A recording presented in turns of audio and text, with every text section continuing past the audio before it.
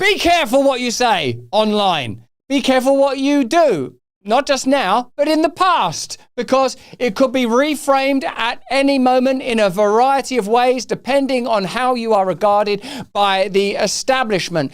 I would say that inciting violence is not good. And saying that people should be burned to death is irresponsible. And generally speaking, as a Christian, I believe that we are one family and we're here to love one another. But if you're going to have nations, nations have borders. And if you're going to have democracy, you're going to have to respond to the will of the people. And the people of the United Kingdom are really concerned about migration. And they're really concerned about free speech. And if the protests are anything to go by, they do not trust Keir Starmer one bit. Firstly, let's have a look at Lucy Connelly that's been jailed for a tweet. This is a response to a Joe Rogan post. After learning of the murder of 3 young British girls, Lucy Connelly wrote, "Mass deportation now. Set fire to all their effing hotels full of the bastards for all I care. While you're at it, take the treacherous government and politicians with them. I feel physically sick knowing." So, look, that's a pretty leery post that Lucy Connelly made there. But let me know in the comments and chat whether you think that she deserves to be jailed for that. During the time of the murder of those 3 girls, I think a lot of us that were parents felt like, whoa, what's going on in the UK? I think many of us, when we learned about the rape gang crisis, felt, what's going on? And now many of us that are from the UK feel like, what's happening in that country now that people are being jailed for social media posts? Who's making these decisions? Who's making these choices? And to what end? If you're in the UK right now, do you feel that you're being represented with political integrity by the Keir Starmer government? Let me know in the comments and the chat. It's not just Lucy Connelly. Apparently 30 arrests are made a day for offensive online messages. So you guys on Rumble, you best be careful what you put in the comments and the chat. It seems pretty extraordinary that people are being jailed for making posts online, but there is no inquiry into the rape gang crisis. Let me know what you think about that in the comments and the chat. This is probably a right-wing politician, Rupert Lowe. He's been told that our rape gang inquiry is the biggest political crowdfunder in British history, all achieved in just 1 week, with almost no mainstream media coverage except for the Telegraph. So I suppose there are a lot of people in Britain that are still deeply dissatisfied and concerned about the nature of justice across the UK. This is a story from the Telegraph about the 30 arrests a day that are being made for online messages. The police are making 30 arrests a day for offensive posts on social media and other platforms. Thousands of people are being detained and questioned for sending messages that cause annoyance or inconvenience or anxiety to others via the internet, telephone or mail. Custody data obtained by the Times shows that officers are making about 12,000 arrests a year under Section 127 of the Communications Act in 2003. The Act makes it illegal to cause distress by sending grossly offensive messages. I suppose that more power that's afforded to the institutions of government and power, the more likely it is that they'll use their own discernment to criminalise people based on convenience. And increasingly what you'll see is views that are unpopular or voices that are effective being marginalised and criminalised. Here's a bit of reporting from the Telegraph on the jailing of Lucy Connelly. So this is from Alison Pearson in the Telegraph. It was a, without doubt, horrible, hateful and offensive tweet that Lucy Connelly made.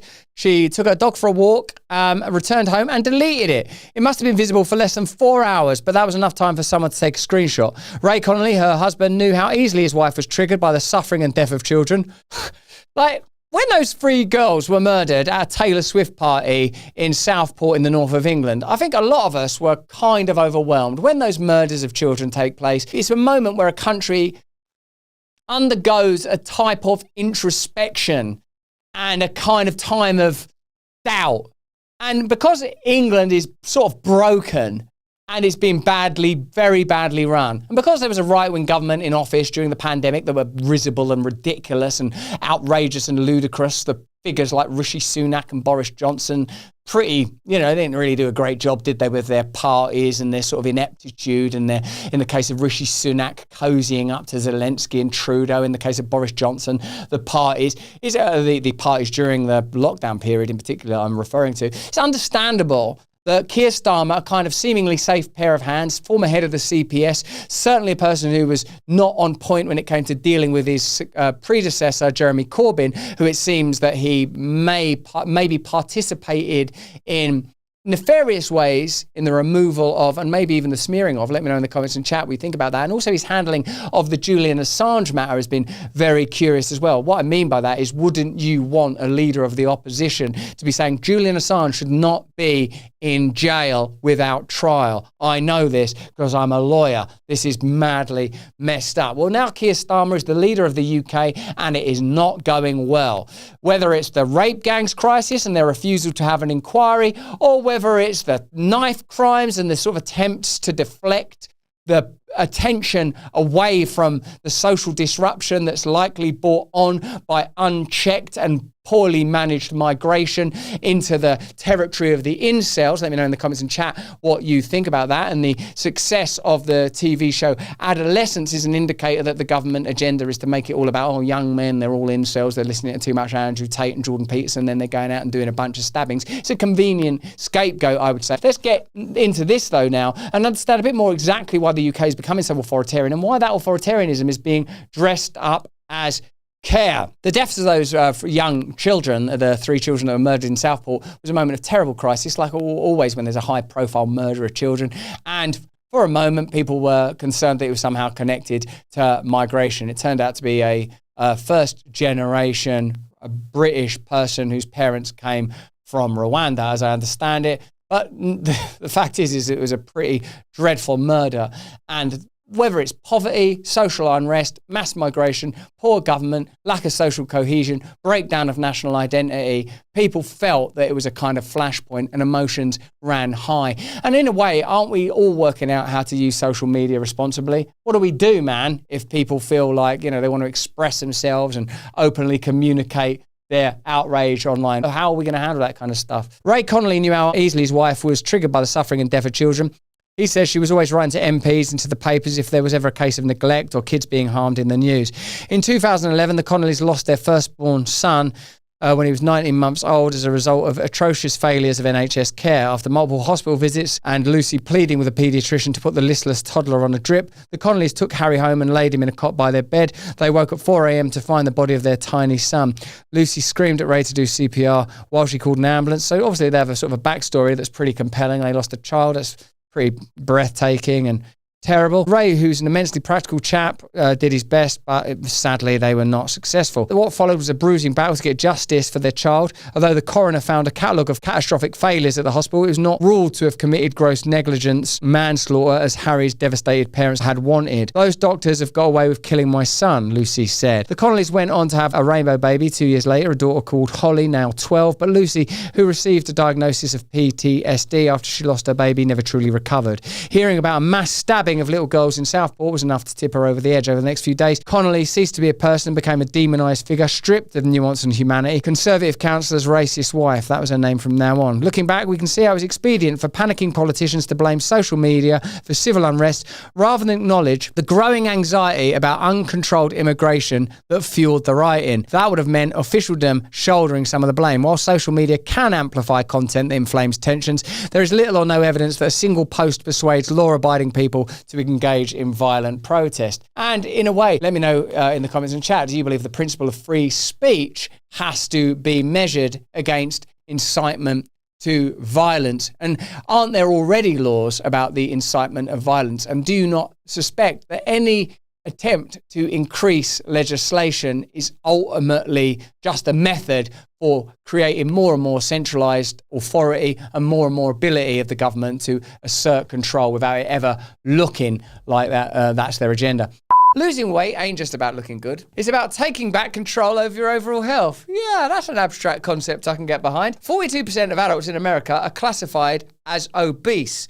That means podgy. Obesity is directly linked to severe health issues, including heart disease, diabetes, stroke, cancer, and so many more. These illnesses are costing America over $173 billion each year in medical expenses alone. If you've tried diets and different workouts with no success, that ain't your fault. Big Food and Big Pharma have rigged the system against you by contradicting information, what leave you all confused inside your mind hole. But there's good news. The wellness company just dropped a GLP-1 peptide oral drop formula developed by their chief medical board, specifically designed to support your metabolism, curb cravings, and help you shed weight. You're going to be right skinny and lovely. That's right, no injections or the risk of severe side effects we're seeing in the Zempic. fatty jabs. Simply take a drop in water, gradually increasing the quantity over time, and let your body do the rest. Start your weight loss journey today and get $50 off plus free shipping. Head to twc.health/brand and use the code BRAND. You get $50 off by using the brand code. Take action today for a healthier tomorrow. On the 30th of July, the day after Connelly's tweet, Keir Starmer was jeered when he laid a wreath at the scene of the Southport attack and hastily scuttled away, earning him the nickname 19 Seconds for the amount of time he'd given the distraught crowd. That same day, newly elected MP Nigel Farage, that is, posted a video in which he asked whether the police were deliberately withholding information from the public and wondered whether the incident was terror-related. The Reform UK leader was widely criticised, giving legitimacy to conspiracy theories about the Southport attacker, which were true, of course, ultimately. So no wonder there's a sort of a rise in interest in nativist politics and explicitly anti-immigration politics in particular, and border controls and ideas that sort of in the 40s and 50s, which many people regard, in spite of the wars and sort of economic decline, as a somewhat golden era, particularly compared to the way that England is headed at the moment. Down at the police station in Northampton, meanwhile, it was dawning on Lucy Connelly that her protestations had been a terrible error of judgment. I couldn't quite believe what I was being told by the police. Someone had never broken the law, Lucy will recall. Whatever I'd done, the police made it clear that I was going down, that their intention was always to hammer me. The omens were definitely not good. Lucy's lawyer, a young duty solicitor, commissioned a psychiatric report on his client, but it felt weirdly perfunctory, far from the rigorous evaluation she'd had in London after her son's death when she got her diagnosis of PTSD. This new psychiatrist who spoke to Lucy for just an hour didn't even ask about the death of her child. There was worse to come. The police and CPS released a statement saying that Lucy told officers she did not like immigrants and claimed her children were not safe for them. But Lucy hadn't said that. What she said in a long interview was, "I'm well aware we need immigrants. I'm well aware that if I go to a hospital, there are immigrants working there and the hospital wouldn't function without them. I'm also well aware of the difference between legal and illegal immigrants, and that they needn't necessarily be criminal and they needn't be a threat to children." Sentiments that are shared by a lot of people. Also, by the way, in a free, democratic, open society, you're allowed to have opinions that run contrary to the view of your government. In fact, it's ought to be encouraged. Lucy broke down and cried when she heard how her words were being misrepresented. Wherever else she was, she's not a bigot. Her and her two sisters have been raised by an old-fashioned socialist mother to abhor racism. The conflation of racism and sort of having a position on migration has been one of the trends of the last few years that's been used to override and overwhelm people who have contrary or difficult views. The Connellys asked for a transcript of the police interviews, which was grudgingly handed over after a long delay. Her mother complained to the CPS and they corrected the statement on their website to match what Lucy had actually said. It turned out to be too late. Police also accused Lucy of a previous racist post. Turns out she'd called a friend a pikey after he'd called her a brummy cunt. Even banter could be passed off as evidence of malignant character. This increasing authority that we're granting to various bureaucracies and agencies and institutions with government will be used however they want to use it. Unless you have clear laws sanctioned by and agreed to by the population that they'll be subsequently applied to, they ultimately end up as weapons in the hands of the powerful, as is clearly the case in the Lucy Connelly matter. Is it right that Lucy Connelly posted a sort of racist and incendiary tweets? Of course it isn't. It's insensitive and wrong. Is it a criminal judicial issue? I would say it isn't. I would say it's a moral matter, and it's an example of massive government overreach. Let me know what you think, though, in the comments and chat. With 30 people a day being arrested for social media posts, is the United Kingdom increasingly turning into an authoritarian nation where laws are created so that the people and institutions of power can decide and determine who to prosecute, who to shut down, who to jail, and who to control, retrospectively or on the basis of stuff they've said online? It seems that that is the position. Why are Keir Starmer's government so unpopular? Why was there no inquiry into the rape gang crisis? What exactly is going on? Why is there so frequently murmurings, mutterings and rumours of paedophilia when it comes to politicians? The Dolphin Square scandal, the talk that politicians were using kids in care homes, ideas that were discussed in the 80s and 90s by pioneering, let's call them, journalists and public speakers like David Icke, who was one of the first people actually to ever be cancelled, who was always on the front foot, saying that figures like Jimmy Savile had peculiar relationships with people in positions of power. Why is it that these investigations and inquiries never take place? Let me know why you think that would be in the comments and chat. Wouldn't they benefit from there being an inquiry into rape gangs? Why wouldn't you want that? Let me know why you think that could be. Lucy had already deleted her Twitter account after posting. I know people are angry, but violence is not the answer, so she weren't going to commit any further offences, nor was she about to do a runner, not with her family at home.